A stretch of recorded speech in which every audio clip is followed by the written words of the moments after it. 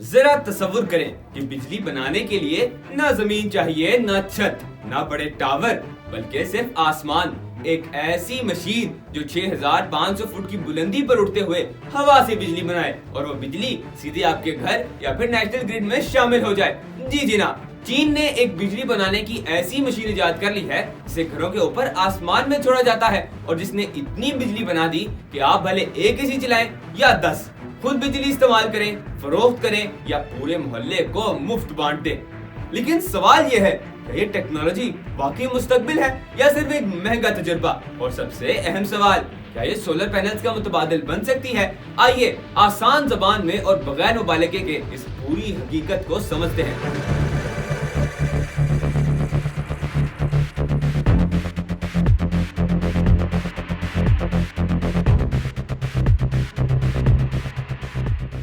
नाज़रीन, पाकिस्तान ने हाल ही में बिजली के नए रेट्स लागू किए। इसके मुताबिक 100 यूनिट इस्तेमाल करने वाले फी यूनिट 22 रुपए अदा करेंगे, जबकि 500 से 700 यूनिट इस्तेमाल करने वाले फी यूनिट 47 रुपए अदा करेंगे। यानी अब गर्मियों में एसी चलाने को भूल ही जाएं। नाज़रीन सोचें, हम बतौर पाकिस्तानी कम से कम 50 साल दुनिया से पीछे हैं। दुनिया में बिजली के नए नए तरीके इजाद हो रहे हैं और हम अभी यूनिट्स के चक्कर में ही पड़े हैं। लेकिन चीन एक ऐसा मुल्क है जो अपने शहरियों के लिए 100 साल आगे की प्लानिंग कर रहा है और बिजली सस्ती से सस्ती कर रहा है ताकि मुल्क तरक्की कर सके।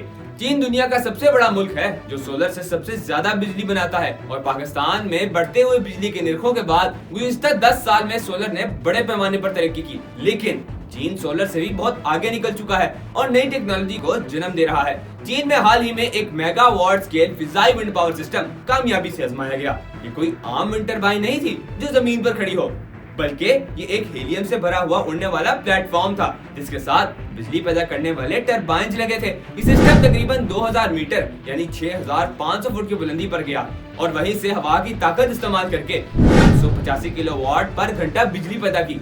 अहम बात यह है कि ये बिजली सिर्फ बनाई नहीं गई बल्कि बराह रास्त ग्रिड में शामिल भी की गई। यही वो पॉइंट है जो इस टेस्ट को तारीखी बनाता है।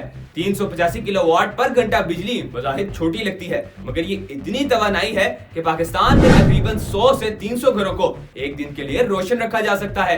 ये इस बात पर मुनहसर है कि बिजली कितनी इस्तेमाल हो रही है। एक टरबाइन ने अगर 385 किलोवाट पर घंटा के हिसाब से बिजली पैदा की है तो सोचें इस तरह के 8-10 टरबाइन कितनी बिजली पैदा कर सकेंगे। तो आइए देखते हैं कि ये टरबाइन कैसे काम करती है। नाज़रीन, ये कोई रिवायती जमीन पर खड़ी विंड टरबाइन नहीं होती। ये बुनियादी तौर पर 3 हिस्सों पर मुश्तमिल होती है। नंबर 1, उड़ने वाला प्लेटफॉर्म, हीलियम से भरा हुआ एयरशिप, ड्रोन या ग्लाइडर जैसा ढांचा।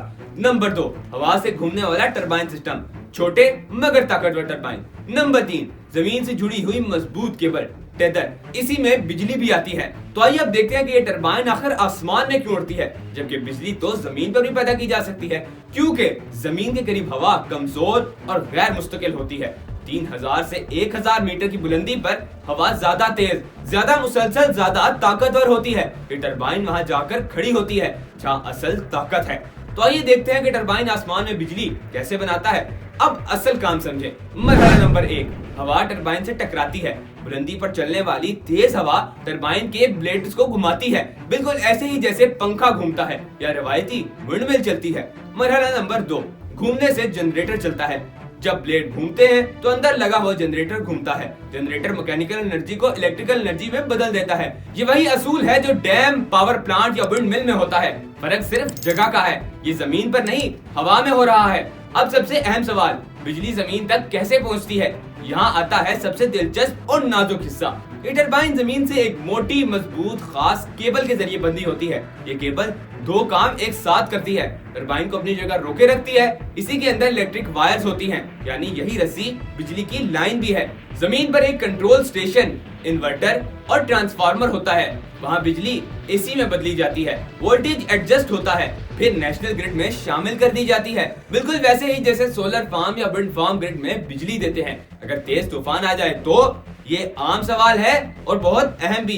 इसके लिए सिस्टम में खुदकार सेंसर होते हैं। अगर हवा बहुत ज्यादा तेज हो तो टरबाइन खुद ब खुद नीचे आ जाता है, ये बुलंदी कम कर लेता है या सिस्टम बंद हो जाता है। यानी ये कंट्रोल्ड फ्लाइट होती है, आजाद पतंग नहीं। तो क्या ये सोलर को खत्म कर देगी? ये सबसे अहम सवाल है और जवाब है नहीं। ये सोलर का मुतबादिल नहीं बनेगी, लेकिन ये सोलर की दुश्मन भी नहीं। हकीकत ये है कि मुस्तकबिल में बिजली एक जरिए से नहीं आएगी, बल्कि दिन में सोलर, जमीन पर विंड टरबाइन और आसमान में हाई एल्टीट्यूड विंड, ये सब मिलकर बिजली फराहम करेंगे। इस टेक्नोलॉजी की असल ताकत ये है कि ये रात को भी बिजली बना सकती है, ये मुसलसल चलने वाली हवा इस्तेमाल करती है, ये रिमोट और मुश्किल इलाकों में भी काम आ सकती है, यानी जहाँ सोलर कमजोर हो वहाँ ये सपोर्ट दे सकती है। आखिरी और फैसलाकुन बात यह है, क्या ये टेक्नोलॉजी इनकलाब है? हाँ, साइंसी एतबार से। क्या कल हर घर पर होगी? नहीं। क्या मुस्तकबिल के पावर प्लांट में शामिल हो सकती है? बिल्कुल। ये सोलर का मुतबादिल नहीं, बल्कि सोलर का सिस्टम बैकअप बन सकती है। असल मसला टेक्नोलॉजी नहीं, असल मसला ये है कि हम हकीकत को वायरल पोस्ट से अलग करके समझें। हर नई इजाद फौरन आम आदमी तक नहीं पहुंचती, लेकिन हर नई इजाद मुस्तकबिल का रास्ता जरूर दिखाती है। और शायद कल की बिजली सिर्फ जमीन से नहीं, आसमान से भी आए। दोस्तों, ये थी मेरी आज की वीडियो। अगर आपको लगता है कि मैंने कोई चीज गलत बोली हो, इररिलेवेंट बोली हो, कमेंट्स में मेरे साथ जरूर शेयर कीजिए। उड़ान डिजिटल मीडिया को सब्सक्राइब करें और मोहम्मद हमदान आसफी को इजाजत दीजिए। अल्लाह हाफिज।